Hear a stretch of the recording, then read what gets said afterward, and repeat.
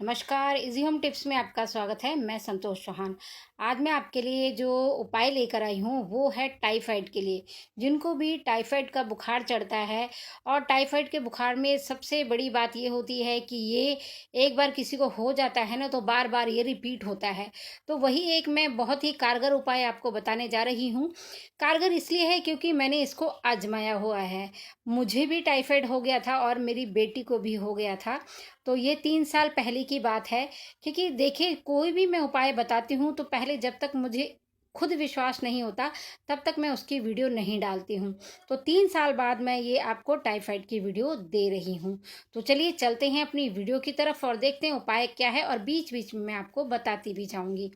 तो ये देखिए, सबसे पहले तो मैं आपको दिखा रही हूँ सरसों। क्योंकि जो इसमें चीज़ यूज़ होगी ना, तो उसमें कंफ्यूज आप ना हो जाएं। तो देखिए, ये है सरसों। सरसों के दाने काफ़ी मोटे मोटे होते हैं। और ये है राई। सरसों और राई दोनों ही अलग चीज़ हैं। देखिए, राई के दाने बिल्कुल छोटे छोटे हैं, और कुछ काले काले हैं और कुछ पीले पीले हैं। सरसों के दाने काले हैं और मोटे हैं। अब ये देखिए, ये बिल्कुल अलग कलर आपको दिखाई दे रहा होगा। ये है खूब कला। ध्यान से सुनिएगा। ये है खूब कला। और इसको आप ऑनलाइन परचेज कर सकते हैं, या फिर जहाँ पर दवाइयाँ वगैरह, जड़ी बूटियाँ वगैरह मिलती हैं, तो वहाँ पर भी आपको ये मिल जाएगी। तो ऑनलाइन के लिए मैं आपको डिस्क्रिप्शन में इसका लिंक दे दूंगी। ध्यान से देखिएगा, ना आपने सरसों यूज़ करनी है ना राई। क्योंकि राई और खूब कला में आप कंफ्यूज हो सकते हैं। तो इसीलिए मैंने तीनों चीज़ें आपको पास से दिखाई हैं। ये है सरसों, और वो दूसरी वाली है राई। सरसों के दाने काफ़ी मोटे होते हैं। सरसों और खूब कला में आप कंफ्यूज नहीं होंगे, पर राई और खूब कला में आप कंफ्यूज हो सकते हैं। क्योंकि राई भी हल्की ऐसी पीली पीली सी होती है, पर खूब कला में काफ़ी पीला रंग होता है। और इसके दाने आप महसूस करोगे ना, तो बिल्कुल छोटे छोटे से महसूस होंगे। जैसे सूजी का दाना होता है ना, इस तरह से आपको महसूस होगा। बहुत मोटे दाने इसके नहीं होते हैं।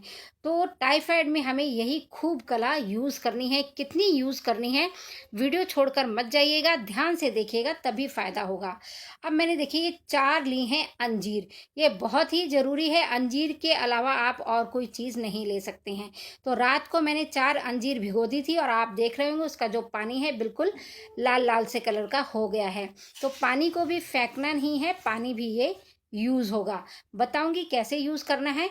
तो वीडियो को बहुत ही ध्यान से देखिएगा, क्योंकि जिनको टाइफाइड होता है पता है उन्हें कितनी परेशानी होती है। और ये हैं 10 दाने मुनक्का। इन सभी का लिंक मैं डिस्क्रिप्शन में दे दूंगी। तो मैंने 10 दाने लिए हैं। ये मैं जो खुराक बता रही हूँ ये बड़ों के लिए बता रही हूँ।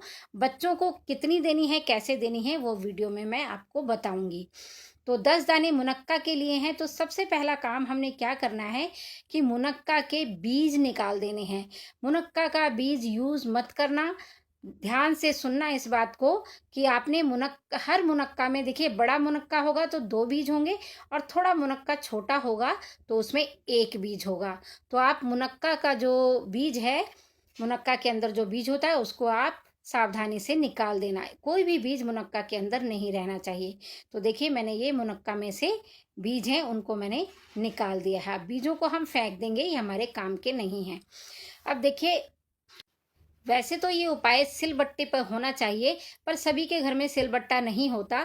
इसलिए मैं ये अदरक कूटने वाली जो कूटनी है इसका यूज़ कर रही हूँ, क्योंकि ये ज़्यादातर सभी के घरों में होता है। अब देखिए, खूब कला कितनी लेनी है ये भी बहुत ध्यान रखना है आपको। इसकी मात्रा बिल्कुल भी कम ज़्यादा नहीं होनी चाहिए। ये है 1/4 छोटा चम्मच। वो भी मैंने लेवल करके लिया है, बिल्कुल ऊपर तक भर के नहीं लेना है। 1/4 छोटा चम्मच। ध्यान से सुनिएगा इस बात को। 1/4 छोटा चम्मच से कम ज़्यादा नहीं करना है आपने। ज़्यादा भी नहीं करना है, कम भी नहीं करना है। ये बड़ों के लिए। अब मैंने इसमें डाल दिया है मुनक्का, जिसके मैंने बीज निकाल लिए थे। अब ये मुनक्का और खूब कला को हम अच्छी तरह से कूटेंगे। जिनके घर में सिलबट्टा हो वो सिलबट्टे पर ही इसको चटनी की तरह पीसे, तो ज़्यादा अच्छा रहेगा। पर जिनके सिलबट्टा नहीं है उनके लिए मैं ये कूटनी के लिए बता रही हूँ, कि कूटनी का उपाय आप कर सकते हैं। कूटनी में कूट सकते हैं, इसको यूज़ कर सकते हैं। तो अच्छी तरह से कूट लेना है। खूब कला अच्छी तरह से मिल जानी चाहिए। खूब कला हल्की सी कड़वी होती है, पर जिनको भी टाइफाइड है उनको लेना तो पड़ेगा। क्योंकि ये हल्का सा कड़वापन लिए हुए होती है। और ये मैंने 4 अंजीर जो भिगोई थी, अंजीर में से कोई बीज निकालने की ज़रूरत नहीं है। फिर एक-एक करके हम अंजीर को कूट लेंगे। अगर सिलबट्टा होता तो हम सारी चीज़ें एक साथ बिल्कुल बारीक पीस लेते चटनी की तरह। तो सिलबट्टे में तो बहुत ही अच्छा रहेगा अगर सिलबट्टा आपके पास है तो। देखिए ये जो उपाय है, इससे क्या होगा, ये जो मुनक्का है और अंजीर है और खूब कला तो है ही टाइफाइड के लिए, जो जैसे प्लेटलेट एकदम से डाउन हो जाती है, हमारे जो ये टाइफाइड का बुखार आता है और कमजोरी आ जाती है, तो अंजीर और मुनक्का उस सबको दूर करेगा। और खूब कला जो है हल्की कड़वी होती है, तो उसके लिए भी हमें अंजीर और ये मुनक्का लेना होता है। तो अंजीर और मुनक्का के मेल के साथ ही खूब कला लेनी है। इसमें आप कोई भी चीज़ स्किप नहीं कर सकते हैं, ये तीनों चीज़ें ही आपको चाहिए और जितनी मात्रा बताई है उतनी ही लेना है।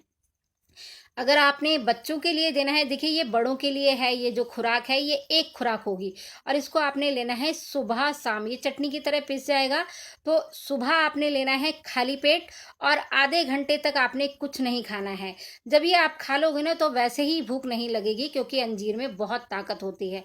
जिनको खून की कमी होती है ना, उनको भी मैंने वीडियो डाल रखी है, उनके लिए भी अंजीर अंजीर जितनी जल्दी खून बढ़ाता है ना, उतना कोई उपाय कारगर नहीं है अंजीर के अलावा। तो ये चटनी की तरह इसको पीस के हमने निकाल लिया और इसको सुबह खाली पेट लेना है। आधे घंटे बाद आपने नाश्ता करना है। और देखिए इसको जब आप खा लेंगे ना, तो इसके ऊपर से जो पानी है, अंजीर वाला जो पानी बचा था जिसमें हमने अंजीर भिगोई थी, तो वो पानी आपको इसके ऊपर से पीना है। पानी फेंकना नहीं है। वो पानी बहुत ही अच्छा है वो पानी, क्योंकि ऐसा मत सोचना कि इसको भिगोया था तो इसको हम फेंक दें। तो पानी को नहीं फेंकना है। छोटे बच्चों को अगर आप देते हैं, जैसे 10-11 साल के बच्चे हैं, तो उनको आधा दे सकते हैं। हाँ, ये उपाय 2 टाइम करना है आपने, एक सुबह करना है और एक शाम को करना है। जब आप खाना वाना खा लेते हैं, खाना खाने के 2 घंटे बाद, मतलब सोने से पहले आपको ये उपाय करना है। और जब ये देखिए ये पानी है, इसको पीना है इसके ऊपर से, वैसे ही आपको भूख नहीं लगेगी सुबह आधे घंटे तक। और जब बुखार आए आपको, जैसे इससे बुखार आपका धीरे धीरे बिल्कुल कम होने लग जाएगा, पर जब आपको बुखार आए तो मैंने पतंजलि का ज्वर नाशक काढ़ा यूज़ किया था। वो इतना इफ़ेक्टिव है ना, कोई गोलियां वगैरह भी इतना जल्दी असर नहीं करती जितना वो पतंजलि का जो ज्वर नाशक काढ़ा है वो यूज़ किया था मैंने, जो करता है। देखिए मैं यहाँ कोई ऐड नहीं कर रही हूँ, पर मैं चाहती हूँ जो उपाय हमने किया, क्योंकि मेरी बेटी को मैंने कोई एलोपैथिक दवाई नहीं दिलाई, ना ही मैंने ली थी। 7-8 दिन में मेरी बेटी का टाइफाइड ठीक हो गया था और मेरे को 10-15 दिन लगे थे, क्योंकि मुझे पता ही नहीं चला था कि मुझे टाइफाइड है। मैं ऐसी बुखार की टैबलेट लिए जा रही थी कि बुखार है, चढ़ रहा है, वायरल होगा, पर चेक कराया तो वो निकला टाइफाइड। तो इसलिए मुझे 15 दिन लग गए थे। क्योंकि जिनको भी टाइफाइड होता है ना, एलोपैथिक दवाइयों से सारे हमारी जो बॉडी के ऑर्गन है ना, वो सब बहुत ही नुकसान होता है। उनमें सबसे ज़्यादा नुकसान होता है लिवर में। तो ये मैंने आपको उपाय बताया है, क्योंकि हमने इस उपाय को किया है और 3 साल पहले हमें हुआ था टाइफाइड। और टाइफाइड की सबसे बड़ी कमी ये है कि टाइफाइड एक बार हो जाता है ना, तो बार बार आता है। क्योंकि टाइफाइड का दाना अगर ज़रा सा भी कोई शरीर में रह जाए ना, तो वो बार बार रिपीट होता है। तो जिनको भी टाइफाइड होता है ना, जानते होंगे, बाल झड़ जाते हैं, बिल्कुल गंजे से हो जाते हैं। पर हमने ये उपाय किया, और ये उपाय मैंने किया था, रामदेव जी की वीडियो है टाइफाइड की, उसको आप देख लेना। उस टाइफाइड की मैंने वीडियो देखी थी रामदेव जी की, और तब मैंने ये उपाय किया था, और इतना कारगर और इतना अच्छा उपाय निकला कि मैं और मेरी बेटी दोनों ही बिना एलोपैथिक दवाई खाए हम लोग ठीक हो गए थे। और बुखार के लिए ज्वरनाशक काढ़ा लिया था मैंने।